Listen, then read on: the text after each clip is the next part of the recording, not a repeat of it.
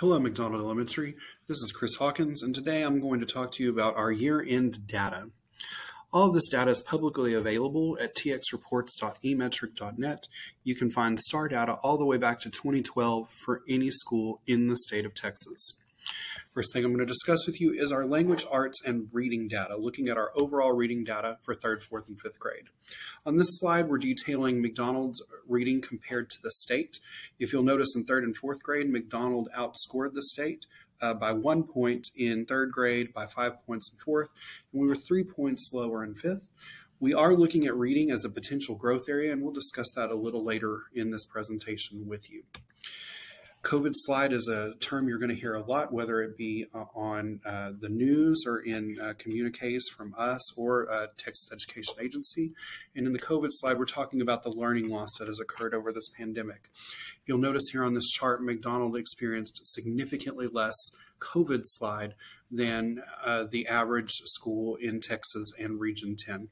McDonald only lost 2 points in 3rd grade, 3 points in 4th grade, and we did not lose any percentage points in 5th. Region 10 lost 10, 11, and 5, and Texas lost 9, 11, and 5. So we're very, very proud of the efforts of our students and teachers, both in the shutdown of spring 2020 and the flexibility that they had to show this year with hybrid learning, with in-person learning, and online learning. Here is our math data, and again, McDonald is in orange, the state is in blue. If you'll notice, in 3rd and 5th grade, McDonald significantly outscored the state, 79 to 61 in 3rd grade, 85 to 69 in 5th, and we outscored the state by 3 points in 4th grade.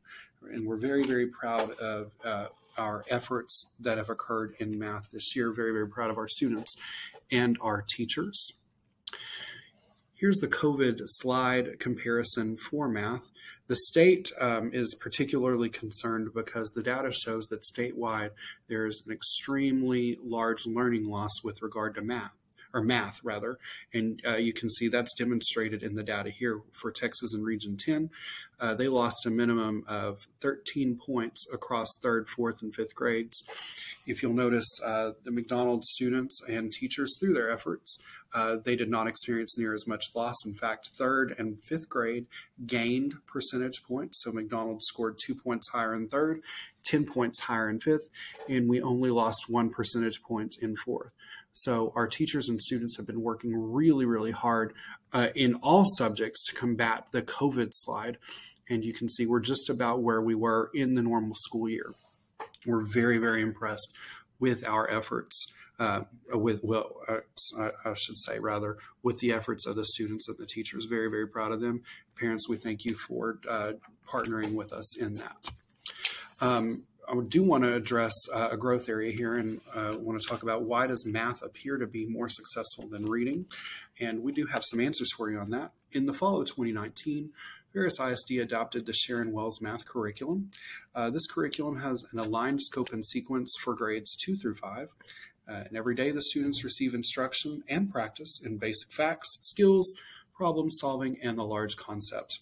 At the end of the week, these students are given a brief test so that growth areas are identified right away, and the teachers can address that through intervention.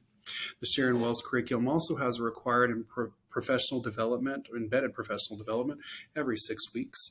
The curriculum also has a script available for new teachers, substitutes, etc., so that you can ensure we can always reference and make sure that our teachers and our students are given and receiving the same vocabulary, the same depth and rigor across the district. We've also subscribed to the Pearlized math curriculum in 1st grade.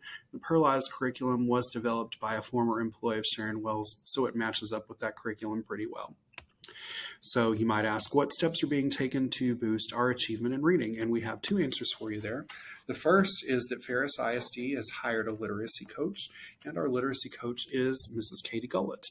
Ms. Gullett has more than 16 years of teaching elementary students teaching elementary students rather, and she is an experienced instructional coach, so she'll be working with our teachers to identify growth areas and improve practices as necessary. We're very happy to have her on board. We've also partnered with Mrs. Robin Hartzell. Mrs. Hartzell is a highly respected reading specialist that has presented professional development and created curriculum for many districts in the DFW area. She's currently working with the Ferris curriculum team to develop a more focused scope and sequence as well as a new lesson outline, and she'll be partnering with Mrs. Gullett to identify growth areas and professional development needs. Science is also a tested subject in 5th grade for the elementaries. This is our comparison to the state. McDonald is in orange, the state is in blue. So McDonald scored 4 percentage points higher than the state. We're very, very proud of our science team.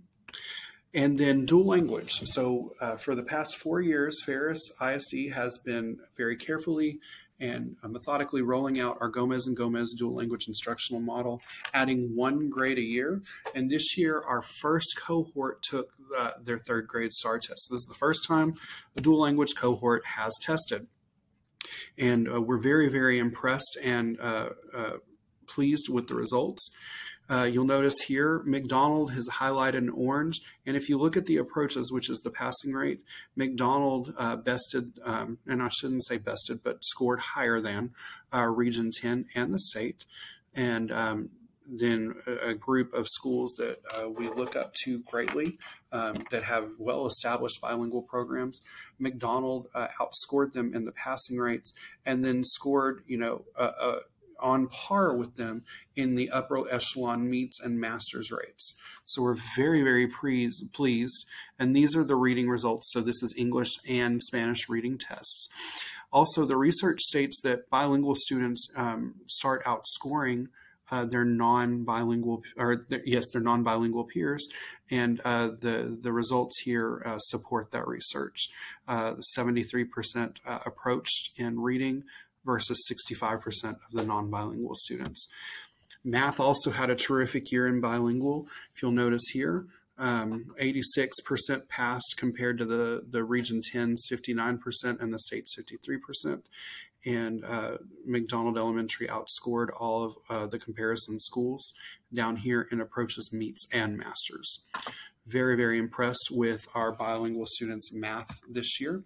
And then this is the Spanish only test. So the students can choose to test in reading or in English, whichever test better demonstrates their knowledge of reading.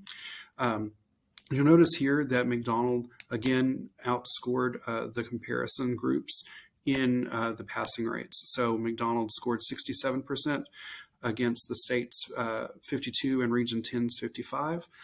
You'll not see bilingual here in this middle comparison because the non-bilingual students do not take the Spanish test.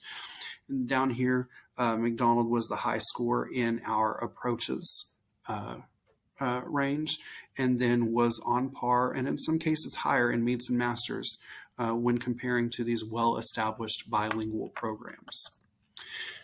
That's all the information we have for you. We want to thank you for a great year. If you have questions about any of the data that I presented, you can email me at chawkins@ferrisisd.org.